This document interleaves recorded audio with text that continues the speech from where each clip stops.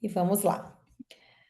Bom, pessoal, quando a gente escolhe, as temáticas das aulas, uma das coisas que a gente leva em consideração é a relevância do tema.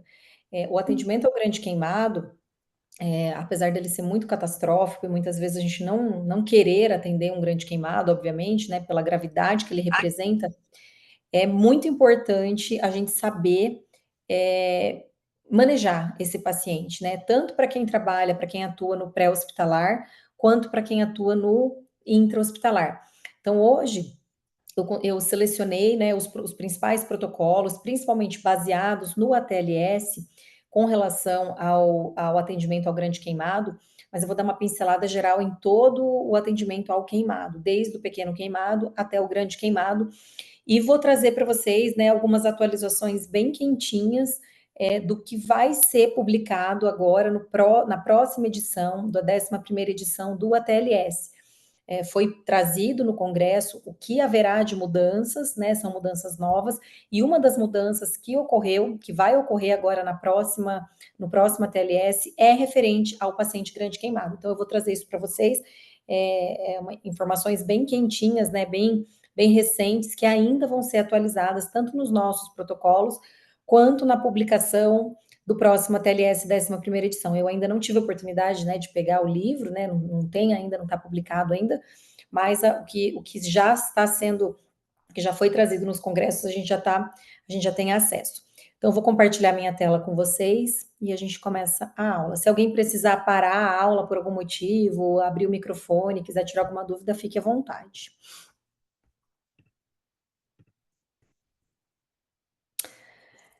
Então, vamos lá.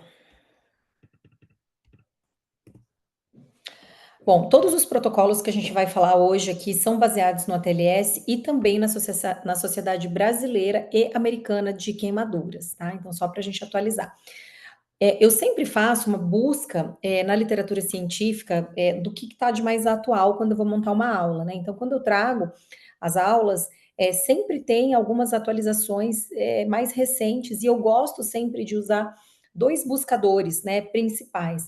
O PubMed, que é uma busca internacional que a gente utiliza bastante, e o Google Scholar, que também é uma fonte que eu utilizo muito, até porque algumas coisas a gente não tem disponíveis no PubMed, porque o PubMed é uma organização do governo, né? Então, assim, algumas coisas são mais filtradas lá, e no Google Scholar a gente consegue ampliar um pouco mais essa busca, né? Basta ver aqui, ó, 60.840 publicações no PubMed e 61.200 no Google Scholar. Então, só para a gente também aprender a dar uma pesquisada na literatura científica.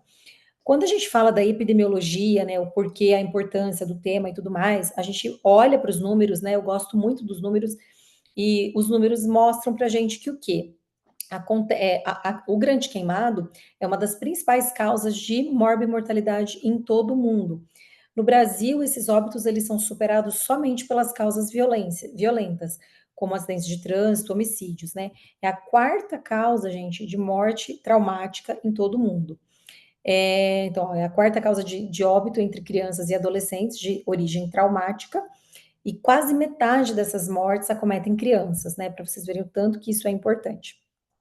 No Brasil, o Brasil, as estatísticas sempre são muito pobres, né? A gente acaba usando muito a estatística americana, mas no que a gente tem de estatística publicada, acontece 1 milhão de queimaduras anuais, né?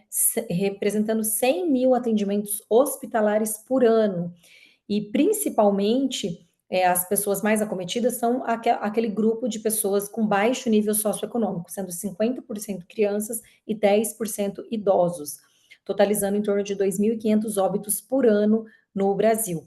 As principais formas de queimadura aqui representadas são o álcool líquido e outros agentes inflamáveis. Então, segundo dados do próprio Ministério da Saúde, né, as queimaduras foram responsáveis por 18,4% das internações pediátricas em 2018 e mais de 6 mil internações de crianças e adolescentes pelo SUS apenas nos 4 primeiros meses de 2021, né? Então, esses dados aqui eu já comentei com vocês. Com relação à fisiopatologia, a gente tem relacionada aos mecanismos de lesão. Então, vocês vão ver que eu dividi essa aula de forma bem didática para que a gente consiga separar exatamente naquilo que a gente quer avaliar, tanto as classificações quanto os tratamentos, de acordo com a origem, etiologia de cada uma, tá? Então, relacionados ao mecanismo de lesão, a gente pode ter lesões de origem térmica, elétrica, química, física, né, por abrasão, radiação e imunitárias, né? Como exemplo, a necrólise epidérmica tóxica. Com relação à extensão e à profundidade da queimadura, elas vão influenciar tanto a gravidade do atendimento quanto ao tratamento instituído. E aí sim que a gente vai classificar entre pequeno, médio e grande queimado. Sinto muito, não posso fazer isso. A resposta sistêmica a queimaduras extensas, o que a gente considera aqui como um grande queimado? Queimaduras acima de 20% de superfície corporal queimada, tá? Então, isso é uma classificação da Sociedade Americana, né? A gente, aqui no Brasil, a gente classifica entre 20 e 25, mas 20% no próximo ATLS já é considerado um grande queimado. A partir de 20%, eu começo a ter respostas sistêmicas, né? Resposta inflamatória sistêmica, alteração hemodinâmica e alterações metabólicas. Com relação à classificação das queimaduras, a gente tem a classificação com relação à profundidade, e aí eu entro na queimadura de primeiro grau, que é aquela que eu pego só a epiderme, que é a camada mais externa da pele. Lembrando que a epiderme tem 5 camadas, né? A camada basal, a espinhosa, a granular, a lúcida e a córnea. Então, essas 5 camadas atingidas, a gente já entra na fase mais profunda, que é a camada da derme, né? Que é a camada intermediária, onde eu tenho fibras de colágeno, elastina, gel coloidal, onde está localizado os folículos pilosos, as glândulas sebáceas, as glândulas sudoríparas. Então, eu tenho a segundo grau superficial, que vai pegar essa camada mais superficial da derme, e o segundo grau profundo, que vai pegar a derme mais profunda. E por baixo eu tenho a hipoderme, que é a camada mais subcutânea, que serve de suporte para a pele e a união com os órgãos subjacentes, né? Então, é aquela camada mais amarelinha que a gente vê ali, é a camada mais profunda, mais intensa. E o quarto grau, eu já tenho o envolvimento de músculos, ossos e tendões, né? Então, com relação à profundidade, é a queimadura mais profunda de todas. Bom, com relação às queimaduras de primeiro grau, onde eu atinjo só a epiderme, o que é a imagem clássica que vem pra gente, né? Queimadura solar. Então, eu tenho hiperemia local, né? Essa vermelhidão, dor pra caramba, aquele paciente que dorme no cabide, né? Literalmente, quando você vai no primeiro dia na praia e toma aquele torrão, né? Então, tem bastante dor. A alteração sistêmica é mínima, às vezes pode fazer uma febre baixa, adinamia, prostração, né? O paciente pode ficar meio mole. E um detalhe importante aqui é que as queimaduras de primeiro grau não entram no cálculo de superfície corporal queimada. Mesmo pegando uma área extensa corporal, o resultado estético dessa queimadura é muito bom e ela não entra no cálculo de superfície queimadura corporal queimada. A maior causa dessa queimadura de primeiro grau é a queimadura de sol. Ela geralmente reepiteliza entre 3 e 6 dias, então ela não resulta em cicatriz, resultando num resultado estético bom. Já as queimaduras de segundo grau, que também são chamadas de espessura parcial, elas podem ser as queimaduras de segundo grau superficiais e profundas, né? Então, com relação a essa profundidade, a derme superficial, a gente tem as papilas dérmicas, por exemplo, e as profundas, a gente tem a parte reticular. Então, clinicamente, o que a gente vai ver? A aparência vai ser avermelhada, dolorosa, eu vou ter inchaço, vou ter bolhas, né? Você viu uma bolha, você já está falando de uma queimadura de segundo grau. Nas superficiais, eu vou ter o fundo mais róseo, nas profundas, eu vou ter o fundo mais esbranquiçado, né? Porque vai aprofundando mais e, consequentemente, essa queimadura é bastante dolorosa, principalmente a segundo grau superficial. As superficiais, elas cicatrizam em torno de 10 a 14 dias e as profundas em torno de 25 a 35 dias. O resultado estético delas, muitas vezes, não é tão satisfatório. Então, elas podem deixar a cicatriz, né? É aquele resultado que eu vou ter uma certa retração da pele e eu posso deixar uma cicatriz mais fibrótica. Normalmente, as superficiais, a segundo grau superficial, o resultado estético dela é um pouquinho melhor, tá? Quando ela é superficial, uma dica é quando a gente comprime a lesão. Então, quando eu comprimo, ela empalidece e depois ela volta à coloração normal.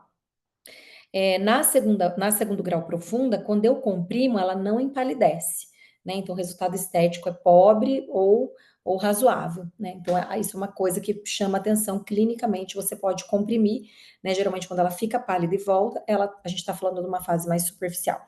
Clinicamente, para nós, gente, com relação a tratamento, não vai mudar muita coisa, tá? É mais para classificação mesmo, com relação à espessura. E aí,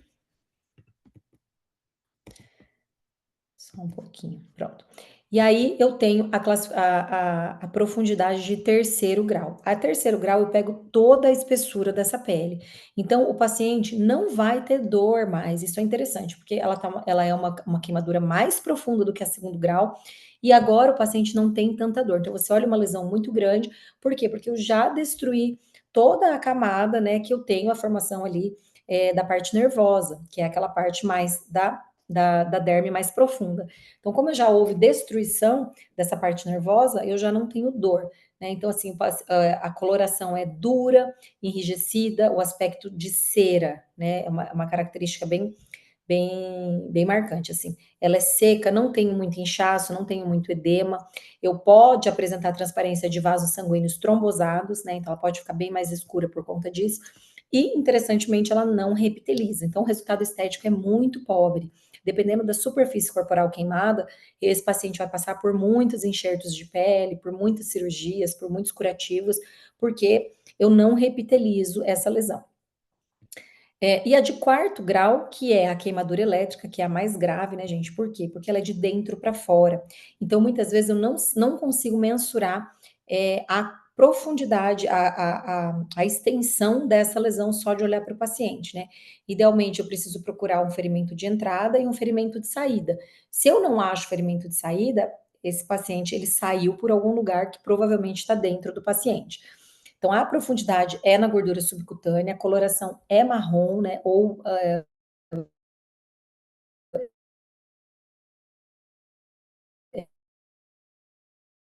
preta. E detalhe, muito ruim, eu tenho retração da pele dura ou posso formar escaras, né? Então, essa retração, o paciente fica com limitação de movimentos e tudo mais. E se ela for circunferencial, ela pode ter compressão vascular, né? E aí eu preciso fazer uma conduta mais avançada, que daí é a escarotomia, mas aí a gente vai ver mais para frente no tratamento. Para a gente ter uma noção, né? Todo mundo já ouviu falar da regra dos 9. Para a gente poder calcular a superfície corporal queimada, é importante, a gente usa essa regrinha dos 9, né? Que a gente tá lá no ATLS, ela vem repetida agora de novo.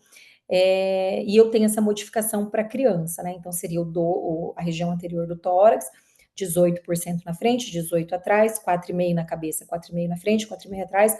E na criança, lembrar que a proporção corporal da criança é diferente da nossa. Então, por exemplo, a cabeça da criança tem uma proporção maior em relação ao resto do corpo. Por isso que a proporção muda ali. Então, aí a gente segue de acordo com o desenho. A gente pode utilizar também esse gráfico, que é o gráfico de Land-Broder, para estimar a superfície corporal queimada de acordo com a faixa etária da pessoa. Daí eu consigo estratificar um pouco melhor. Então, aqui, ó, é um chart, né, que a gente vai colocando de acordo com a idade, né, do paciente, a porcentagem que eu tô vendo queimada ali, e ali embaixo a gente tem a classificação de acordo com a idade. Então, paciente bebezinho de 1 ano, 5 anos, 10 anos, 15 anos e para adulto. E aí eu vou pontuando ali, depois eu somo tudo e faço uma classificação mais detalhada da superfície corporal queimada. Então a gente usa isso daqui, né? É legal até ter nos pronto atendimentos essa tabelinha para facilitar a vida de quem for preencher ali para poder classificar certinho. Com relação à classificação por extensão corporal, o que a gente precisa saber? O paciente grande queimado, eu classifico acima de 20% de superfície corporal queimada quando eu estou falando de uma segundo grau.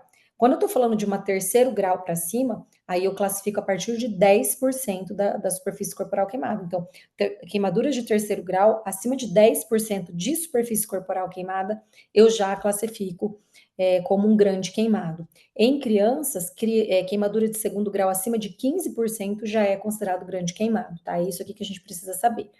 Então, o pequeno queimado é aquele paciente que tem queimadura de baixa gravidade, de primeiro ou segundo grau, com superfície corporal queimada até 5% em criança ou 10% em adultos, tá?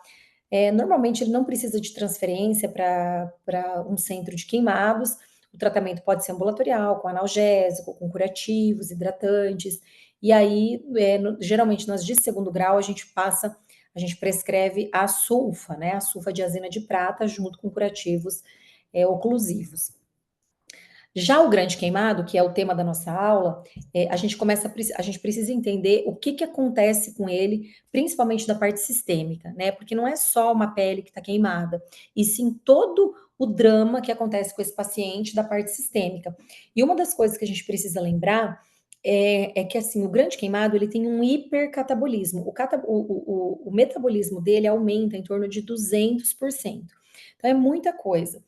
Com isso, quando tem um hipercatabolismo acontecendo, eu começo a entrar na resposta endócrino, metabólica e imunológica ao trauma. A gente já teve essa aula antes, né? Que é o quê? Eu começo a modular essa resposta inflamatória, que é uma resposta inflamatória exacerbada. Eu tenho liberação de muitas citocinas, interleucinas pró-inflamatórias.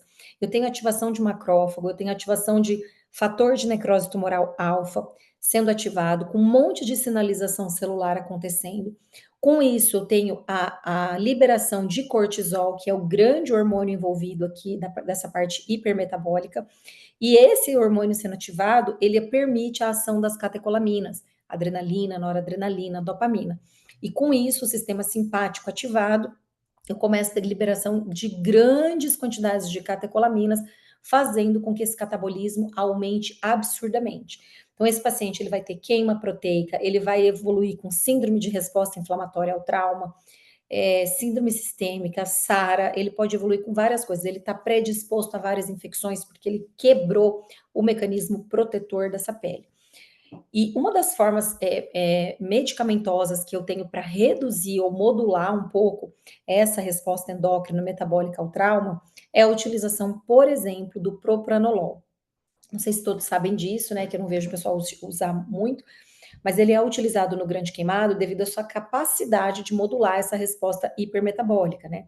Essa resposta hipermetabólica, quando eu tenho esse hipermetabolismo acontecendo, como o propranolol é um bloqueador não seletivo, né? Ele atua bloqueando os receptores beta-adrenérgicos, beta-1, tanto beta-1 quanto beta-2, e isso promove redução do hipermetabolismo, né, pela diminuição do gasto energético em repouso, né, que é chamado de GER. Ele atenua o catabolismo proteico, então acontece essa grande queima proteica, né, essa proteólise exacerbada, e aqui ele consegue diminuir essa queima proteica e reduzir também a lipólise, fazendo com que essa quebra de gorduras não prejudique esse gasto energético absurdo, fazendo com que esse paciente fique grave mais rápido. Ele também melhora a função cardiovascular, diminuindo a taquicardia reflexa. Pode parecer estranho, né, a gente pensar que num paciente vítima de grande queimado, que a gente considera ele como um politrauma, como um trauma grave, existe o aumento das catecolaminas que vão fazer essa taquicardia reflexa compensatória. Isso vai aumentar o trabalho cardíaco e aumentar o consumo de oxigênio pelo miocárdio. O propranolol, ele diminui a frequência cardíaca, então ele reduz o estresse sobre o coração. Ele vai diminuir o débito cardíaco com isso, embora possa parecer contraintuitivo pensar isso, em um estado hiperdinâmico do grande queimado, a redução controlada desse débito cardíaco pelo propranolol pode ser benéfica ao diminuir o trabalho excessivo do coração. E, junto com isso, reduzir o consumo de oxigênio desse miocárdio, né? Diminuindo a demanda de oxigênio pelo músculo cardíaco, então, podendo controlar um pouco melhor e modular um pouco melhor essa resposta. Ele também, alguns estudos sugerem que o propranolol pode acelerar a cicatrização das feridas, possivelmente através da redução do estresse fisiológico e melhor utilização dos aminoácidos, né, na parte proteica, e ele reduz o estresse pós-traumático. Por quê? Porque ele diminui o estresse da excitação emocional frequentemente observada pelos grandes queimados, né?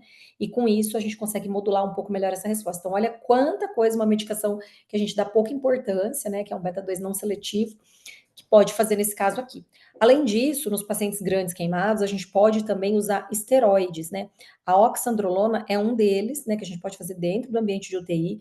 É um esteroide sintético, anabolizante, que é utilizada em alguns centros de grandes queimados devido aos seus potenciais benefícios na modulação dessa resposta catabólica, né, intensa. Então, ela também vai ajudar fazendo o quê? Estimulando o anabolismo proteico. Lembra que quando eu estou falando de um grande queimado, assim como eu estou falando de um politrauma grave, esse paciente está em estado catabólico, estado hipercatabólico. Aí eu entro com esteroide anabolizante fazendo o quê? Um contrabalanço. Então eu vou aumentar a síntese de proteínas musculares, ajudando a contrabalancear esse catabolismo proteico exacerbado que vai acontecer depois da queimadura. E isso faz com que o paciente mantenha sua massa magra preservada, né? Ou até ganhe massa muscular, dependendo de alguns casos, podendo fazer com que haja melhora mais rápida. Ele pode também, a oxa também ajuda a melhorar o balanço nitrogenado. Então, o que acontece? Como eu vou ter mais síntese proteica, menos proteólise, consequentemente, eu tenho menos nitrogênio ficando lá nos rins, e com isso, esse nitrogênio de 24 horas, ele vai diminuindo, fazendo com que haja a neutralização desse balanço nitrogenado, melhorando, então, o estado do paciente. Ele tem potencial também para acelerar a cicatrização, que alguns estudos também mostram isso, que esse esteroide anabolizante pode ter um efeito positivo na cicatrização dessas feridas, e também áreas doadoras do enxerto, né? Porque às vezes o paciente vai tirar de uma área doadora para enxertar na outra. E também vai melhorar o ganho de peso, assim como a densidade mineral óssea, né, a longo prazo. Então, esteroide anabolizante no ambiente de UTI para o paciente grave, principalmente o grande queimado, é maravilhoso para esse paciente, tá? O grande queimado, eles necessitam sempre de transferência para centro especializado de queimados, tá? Então, como que a gente vê isso? Os pacientes com queimadura de segundo grau superficial, acima de 10% em crianças e 20% em adultos, todos vão para o centro de queimados. O segundo grau profundo, acima de 5% em crianças e acima de 10% em adultos, todos vão para o centro de queimados. Acometimento de áreas nobres, como face, pescoço, mão, pés e períneo, também vão para o centro de queimados. Queimadura elétrica de qualquer extensão, lesão inalatória, politraumatismo associado, comorbidades graves, então paciente que já tem um IC conhecido, insuficiência renal, hepática, diabetes, complicações já de doenças isquêmicas, como infarto, paciente que evoluiu com choque, TEP, enfim, qualquer outro problema sistêmico, esse paciente tem prioridade e vai ser encaminhado também, porque ele tem mais risco de complicar.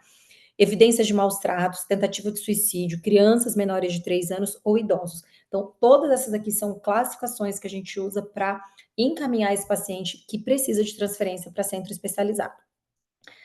A lesão por inalação é importante a gente sempre suspeitar na avaliação clínica do paciente, porque às vezes o paciente sofreu, estava num ambiente de explosão, né? O mecanismo dessa queimadura, muitas vezes o paciente tem intervalo lúcido, tem amnésia lacunar, não lembra direito o que aconteceu. Então, geralmente, quando o paciente está em ambiente fechado e ele tem alguma alteração respiratória, como tosse, dificuldade para respirar, dispneia, ruídos, né, estridor, qualquer coisa nesse sentido, a gente tem que suspeitar, tá?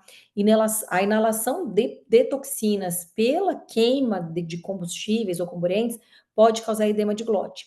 Então, uma das coisas que a gente vai avaliar é o quê? Paciente que queimou a face, o pescoço, o tórax. São pacientes que a gente tem que ficar em atenção. Pacientes que têm chamuscamento, como nesse paciente aqui, né? O chamuscamento das vibriças nasais. Então, você olha, você precisa examinar, jogar a luz, avaliar esse paciente, né? Os cílios também, sobrancelhas, as vibriças nasais. Tá queimada? Fica de olho, porque esse paciente você precisa manejar a via aérea dele rápido. O paciente ficou confinado em um local do incêndio fechado, o paciente já tem um edema de laringe, tá tossindo, tá com estridor, rouquidão, tosse, tudo isso faz a gente ficar em muita atenção. Então, esses sinais de alarme aqui, né, só dessa foto existir já tá errado, né? Essa paciente com essa queimadura extensa em tórax, pescoço, face, o que a gente tem que pensar? A gente precisa evoluir esse paciente com uma via aérea avançada precocemente. Por que precocemente?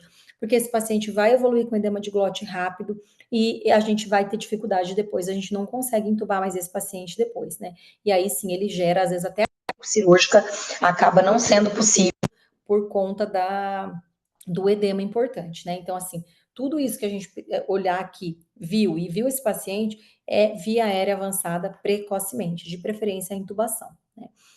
Na avaliação inicial e no atendimento primário, o que a gente precisa fazer? O A, B, C, D e E, né, gente? Isso daí é fato, é muito importante avaliar isso daqui. Hoje o ATLS 11ª edição, ele já traz, assim como o PHTLS, o XABCDE. Mas aqui, como a gente está falando especificamente do grande queimado, a gente vai começar pela via aérea, né? Então, a avaliação da coluna cervical, às vezes o paciente, por exemplo, queimadura elétrica acontece bastante, né? O paciente, ele sofre um choque elétrico de alta intensidade e é lançado longe, então ele tem sempre um trauma associado. Então, a gente tem que lembrar que tem que suspeitar de lesão de coluna cervical nesses casos. Olhar, ver se ele tem possibilidade de lesão inalatória, como eu falei no slide anterior, e aí eu garanti uma via aérea, garanti intubação para ele o mais precoce possível, tá?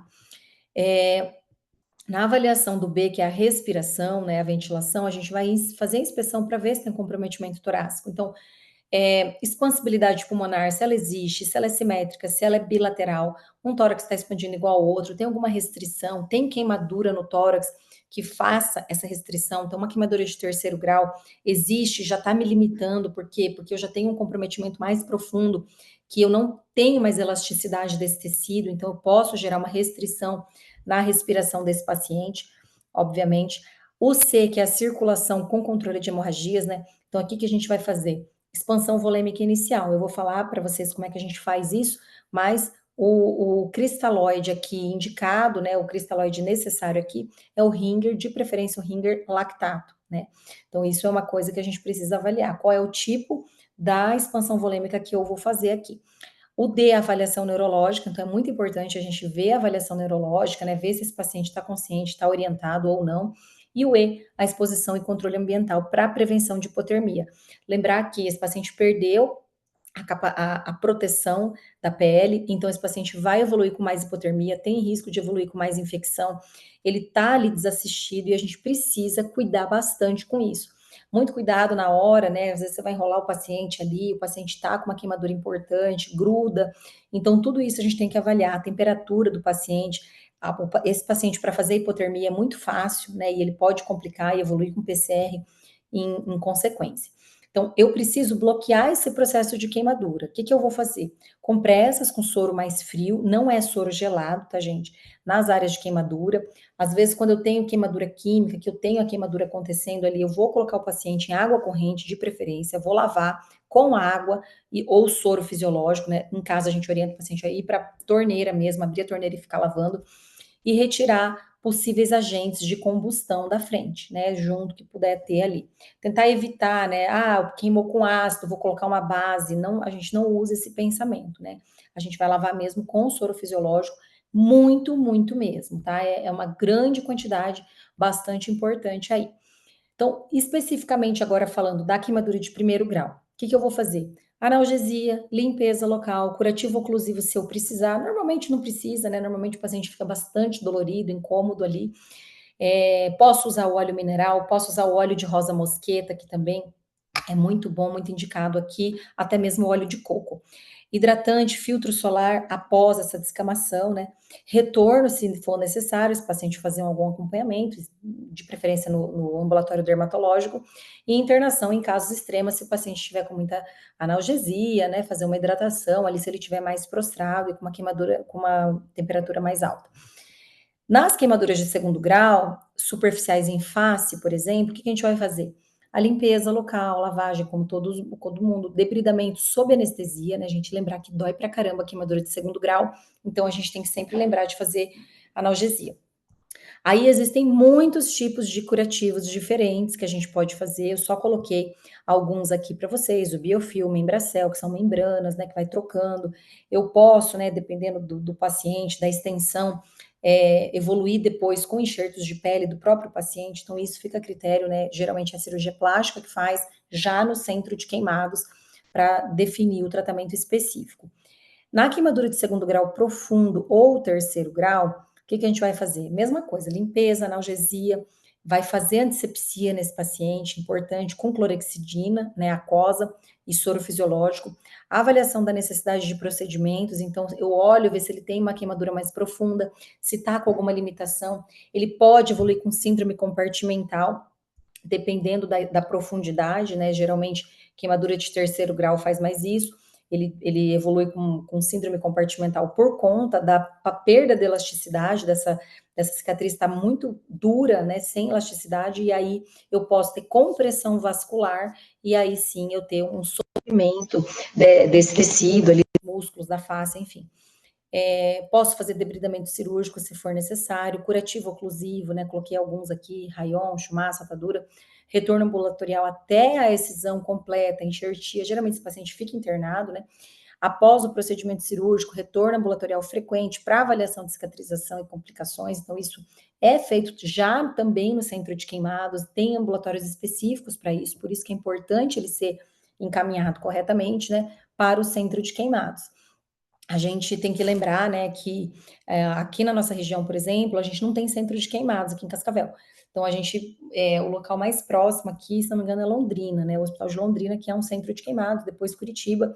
Então, é importante, por quê? Porque esse serviço já está totalmente alinhado nesses protocolos, né? Tanto o pessoal da cirurgia plástica, quanto o pessoal da UTI já está acostumado a tratar esse tipo de paciente, e esse atendimento, principalmente com relação aos enxertos, ao curativo de pele, é feito de forma mais assertiva, né? Com relação à reposição volêmica, lembrar que a gente não faz para queimadura de primeiro grau, tá, gente? Só de segundo grau para cima. E aqui é uma das coisas que eu trago de novidade para vocês do ATLS 11ª edição.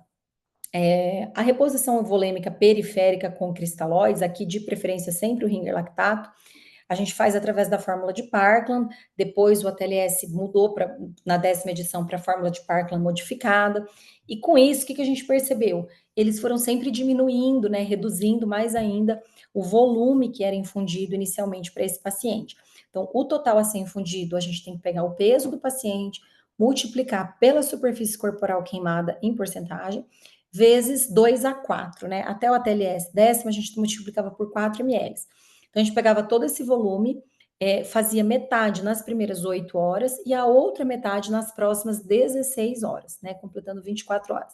E fazia o controle, né, de todo esse volume que era feito através do débito urinário do paciente. Então, você passava uma sonda vesical de demora e quantificava esse débito urinário. O nosso alvo era de 0,5 a 1 ml por quilo hora em adultos, né? Então, aqui eu coloquei um exemplo, né? Um paciente de 70 quilos, com 50% de superfície corporal queimada, vezes 4 dá 14 mil, então são 14 litros de ringer lactato, né? Então é bastante coisa, para quem não está acostumado a fazer tanto volume assim, assusta bastante quando a gente lê. Só que agora essa novidade, né, é a novidade que chegou aqui, que vai ainda entrar nos próximos protocolos. Talvez quem for fazer prova de residência no final do ano já tenha esses protocolos aqui já instituídos, que é o quê? O que eles fizeram? Eles instituíram, né, 2 ml, né, não mais 2 a 4, então 2 ml vezes o peso do paciente, vezes a superfície corporal queimada, para fazer em 16 horas e não em 8 horas. Então, o que eles fizeram? Você vai ter mais volume feito em menos tempo. Eu ainda, gente, não consegui pegar, né, quais foram as explicações para isso, né? Ainda pretendo pegar o livro, mas quando for publicado, para a gente conseguir ter noção do porquê, né? Eu estou curiosa até para saber isso, por que eles aumentaram, em que foi baseado isso, né? Fui dar uma pesquisada, uma olhada na literatura, tem realmente alguns artigos que falam isso, para ser feito em menos horas, né? Esse volume total ser feito em menos horas e não ali em 8 horas, mas não achei nada assim palpável mesmo que pudesse explicar. Então, ainda estou curiosa para saber por que os autores do ATLS estão usando agora essas 16 horas e não as primeiras 8 horas.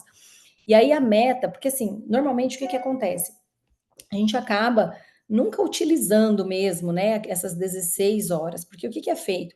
É iniciado esse volume para o paciente, e aí, iniciado esse volume no pré-hospitalar, o paciente vai para o intra, é manejado e vai para o centro de queimados. Quando ele chega no centro de queimados, ele já está com sonda vesical de demora, com avaliação do débito urinário desse paciente. E aí, qual que vai ser a meta? 0,5 ml por quilo hora, né? 30 a 50 ml por hora. E aí, quando eu faço esse ajuste hídrico, aí eu já não preciso mais fazer tanto volume. Então, acaba que não é feito todo esse volume, né, de acordo com a fórmula de Parkman modificada. Mas isso, né, se o paciente for atendido rapidamente, se ele tiver, né, com todo o serviço pré-hospitalar funcionando adequadamente também, né. Para a lesão elétrica, a gente tem que lembrar que todas as lesões elétricas, elas são muito mais graves, independente da extensão. Aí a gente vai usar 4 ml por quilo, tá? Por quilo vezes a superfície corporal queimada. Então, lembrar que daí a gente usa mais também em 16 horas, né? A gente não usa mais aquela divisão que a gente falou ali antes, né? De fazer primeira a metade em 8 horas e a outra metade em 16. Aqui a gente vai fazer tudo em 16 horas mesmo, tá? E a meta urinária aqui do débito urinário para lesão elétrica vai ser entre 1 e 1,5 miligramas por quilo hora, tá? Ou até que essa urina esteja bem clara, né? Lembrar que a gente tem maior risco de rabdomiólise aqui, então fica bastante de olho na mioglobinúria desse paciente aqui. Outras medidas que eu posso fazer nesse paciente: manter a cabeceira elevada, fazer analgesia, né, gente? Porque esse paciente vai ter uma modulação de dor bastante ruim. Limpar a ferida com água, clorexidina, degermante a 2%. Instalar sonda nasogástrica, sonda vesical de demora para os grandes queimados. Máscara de oxigênio, então manter um aporte de oxigênio ideal, né? Esse paciente não vai tolerar baixos índices de oxigênio, então se eu entubar a FI é 100%, se eu tiver com máscara não reinalante, eu tenho que ligar em alto fluxo, né? Acima de 15 litros por minuto. Se eu tiver com suspeita de monóxido de carbono, eu vou manter mais tempo isso, né? E aí indicar a intubação caso eu tenha lesão inalatória ou tenha outras indicações, como rebaixamento do nível de consciência. Eu tenho uma gasometria arterial mostrando uma PO2 abaixo de 60, mostrando uma insuficiência respiratória, ou uma PCO2 acima de 55, se eu tiver uma saturação abaixo de 90, ou se eu tiver edema de glote, né? Edema de laringe importante. Vou fazer curativo oclusivo, menos na face e no períneo, porque esse curativo precisa estar exposto. Não vou utilizar diuréticos, drogas vasoativas ou coloides nas primeiras 24 horas. Isso é uma coisa que talvez o ATLS-11 traga também diferente para a gente, da gente não economizar nas drogas vasoativas, mas eu ainda estou um pouco na dúvida se isso vai acontecer, né? Mas isso é a recomendação do ATLS antigo. A ferida não se faz antibiótico profilático, tá? Não precisa, mas o curativo que a gente usa é a base de sulfa, né? Por quê? Porque a gente sabe que esse tecido necrótico, que o paciente evolui rapidamente, esse sim ele vai ser colonizado rapidamente por bactérias, tanto dele mesmo quanto das bactérias exógenas, e aí a gente pode utilizar a sulfadiazina de prata a 1%. Então, não é necessário realizar antibiótico profilático, apenas se ele evoluir com sinais infecciosos. Vacina antitetânica tem que ser realizada, caso esse paciente não tenha o calendário vacinal atualizado. O tratamento de queimaduras elétricas e químicas, o que ele vai mudar, né? A queimadura elétrica, o que eu tenho que fazer? Lembrar de fazer sempre monitoramento cardíaco. Ele pode evoluir com risco de arritmias graves, né? Ou até mesmo PCRs, arritmias fatais, e avaliação de rabdomiólise de 24 a 48 horas. Então, tem que dosar CPK, CKMB, que tem risco de mioglobinúria, que eu falei para vocês antes. Já nas lesões químicas, a lavagem com água abundante para neutralizar, né? Procurar sempre nunca usar, por exemplo, se queimou com base, vai usar ácido, né? A neutralização sempre vai ser com água. O tratamento especializado, a gente tem várias coisas que a gente pode fazer aqui, né? Eu tenho que fazer debridamento precoce das áreas necróticas, tecido necrótico nunca é uma boa, então viu o tecido desvitalizado, tem que fazer debridamento cirúrgico, levar para o centro cirúrgico, fazer analgesia para poder debridar. Pode usar cobertura biológica, então pode usar hoje o que tem se falado bastante, né? Que é uma invenção brasileira de um médico lá do Nordeste, que é a pele de tilápia, né? Que é a pele do peixe mesmo, que está sendo bem revolucionário, barato, tranquilo de fazer e é muito bom com relação à cicatrização. Então, enxertos, alo-enxertos, fibras sintéticas, membranas sintéticas, todas essas podem ser utilizadas de acordo com a indicação e a técnica do serviço que você está trabalhando, né? Enxerto de pele, você pode fazer auto-enxerto, pode fazer malhas. Então, tudo isso, né, de acordo com o tratamento especializado, normalmente é a cirurgia plástica que faz esse tipo de tratamento. Posso evoluir, né, com queimaduras mais profundas, fazendo com que esse paciente tenha restrições, tanto restrições de acordo, principalmente da parte circunferencial, tórax, membros, que daí esse paciente pode ficar com essa dificuldade de expandir esse tecido. Se eu tiver uma queimadura mais profunda, eu posso ter compressão vascular, fazendo com que haja uma síndrome compartimental, né? Então, eu posso evoluir com uma escarotomia, que é quando você só faz a abertura, que é o que está na foto ali, né? Que é quando eu só faço a abertura da escara, né? Desse tecido que está desvitalizado, só para ele conseguir expandir um pouco melhor. Ou a fasciotomia, que é quando eu entro na fáscia muscular mesmo, que é mais interna, de acordo com os compartimentos, né, que eu tô lidando, pode ser na perna, pode ser no tórax, e aí sim eu preciso abrir, isso é feito no pronto-socorro mesmo, isso não é feito no centro cirúrgico, precisa ser feito rapidamente, nos locais certos, porque esse paciente evoluindo com síndrome compartimental pode muitas vezes ser fatal, ele pode perder o membro, ele pode, se for no tórax, né, pode restringir movimento respiratório, e aí evoluir gravemente com alteração do fluxo sanguíneo, gerando isquemia importante. Então, aqui é mais um exemplo, né? Você vê, olha que pele, né? Sem vitalidade, essa camada serosa ali, totalmente enrijecida, né? Isso aqui não epiteliza, né? Não tem jeito. Então, você tem que evoluir e fazer realmente a escarotomia ou a fasciotomia. Para controle da dor, é importante fazer a abordagem multimodal, né? Com opioide, com anestésico local, com sedação. Toda vez que levar esse paciente para o centro cirúrgico para debridar, precisa fazer analgesia, né? Porque dói pra caramba. Tratamento de infecção com antibióticos curativos, importante também. E aí a gente entra numa parte que pouca gente fala, né? Mas que é muito importante, porque para quem trabalha já no ambiente de UTI ou que vai cuidar desse paciente grande queimado, durante o internamento, a gente tem que entender um pouquinho como é que vai funcionar a nutrição para esse paciente. Por quê? As lesões por queimadura, elas possuem um alto grau de inflamação e um catabolismo intenso, conforme a gente já viu, o que prejudica bastante o estado nutricional desse paciente, que vai fazer comprometimento da função imunológica, aumentar risco de infecção e morte, né? Aumenta a letalidade desse paciente. Então, a terapia nutricional, ela é importante para diminuir essa resposta hipercatabólica extrema do paciente e também essas lesões extensas. Pela Sociedade Internacional de Queimaduras, ter uma equipe multidisciplinar muito alinhada é o ponto principal do tratamento desses pacientes. Por isso que o paciente estando num tratamento, num centro de queimados, essas equipes multidisciplinares, elas já estão adaptadas a isso, e com certeza elas vão atender muito melhor, conseguir fazer esse tratamento de forma bastante importante. Alguns nutrientes, um grande queimado, por exemplo, com superfície corporal queimada acima de 40%, ele pode perder mais de 25% do seu peso até a terceira semana, né? O paciente literalmente definha, fica sarcopênico. E aí, alguns nutrientes, por exemplo, como glutamina, arginina, ganham destaque aqui, né? A glutamina, por exemplo, é um aminoácido que ela é utilizada pelo trato gastrointestinal direto, né? Transformada lá no fígado em glicose, podendo servir como energia para esse paciente. Então, por isso que muitas vezes ela é um pouco controversa, mas ela é bastante suplementada pela nutrição dos hospitais, né? Ela é um pouco ainda, mas ela ainda faz também muita modulação do estresse oxidativo nas doenças graves. Lembrando, o estresse oxidativo gera muitos radicais livres, que gera mais toxicidade para esse paciente.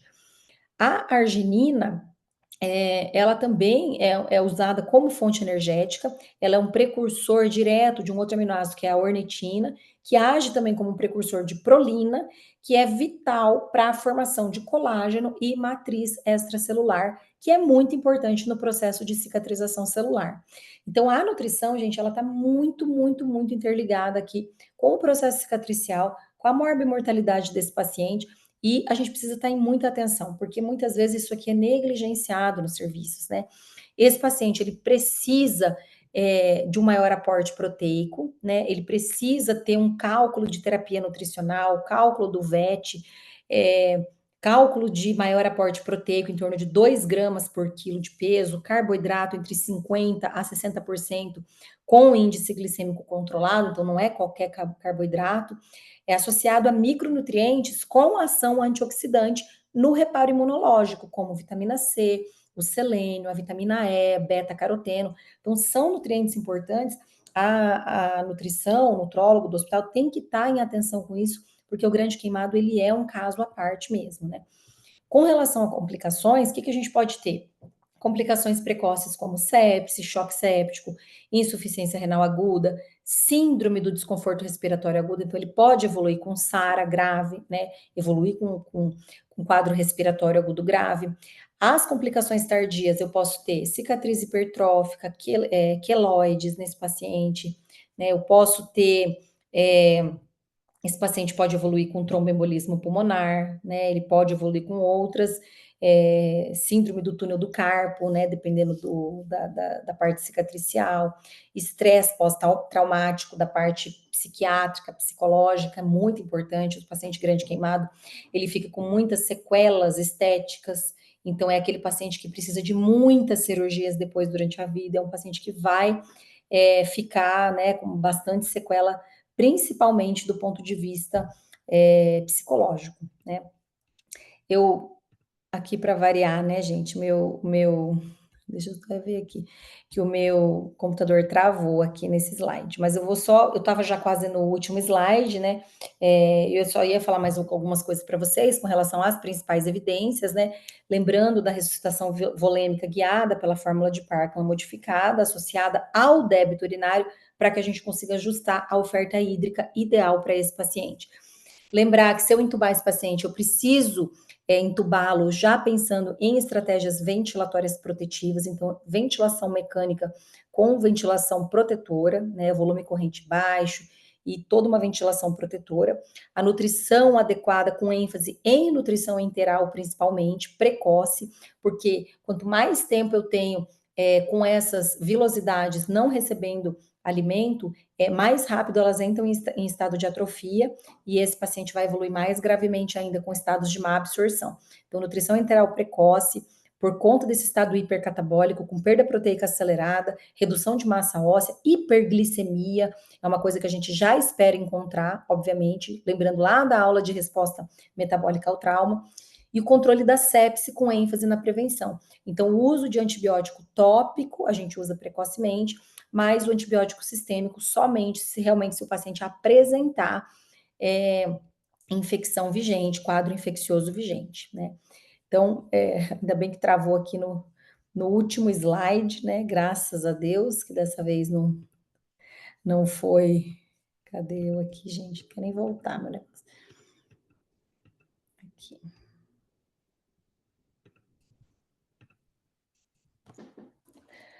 Deixa eu abrir aqui.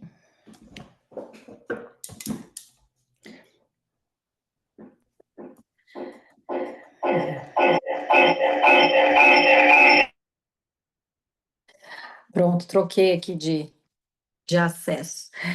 Gente, era isso que eu tinha para falar para vocês, né? Eu consegui finalizar aqui já no último slide ali. Pessoal, estão me ouvindo? Aqui, peraí. Tá, beleza. Meu computador resolveu travar no último slide, mas eu consegui finalizar a aula. Então, o assunto é bastante extenso, né, gente? É um assunto assim. Eu resolvi trazer um pouco desse lado mais sistêmico, né? Porque a gente fica muito falando de lesão, lesão, lesão, né?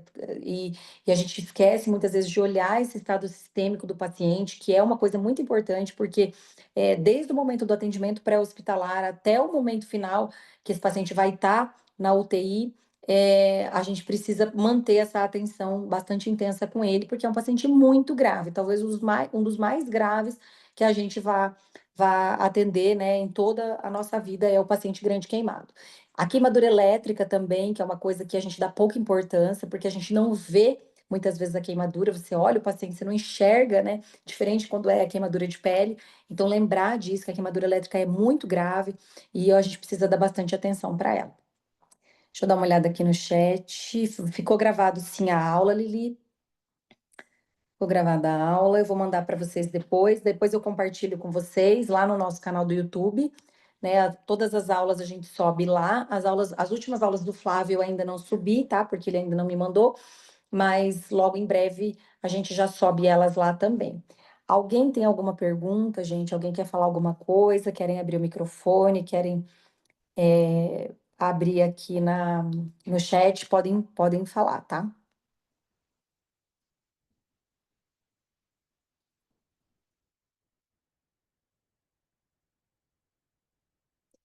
Bom, então se ninguém tem nenhuma dúvida, quiserem depois colocar lá no grupo, podem colocar, tá, gente? Fico à disposição de vocês. Então, uma ótima noite para vocês, excelente noite e até semana que vem. Um abraço a todos.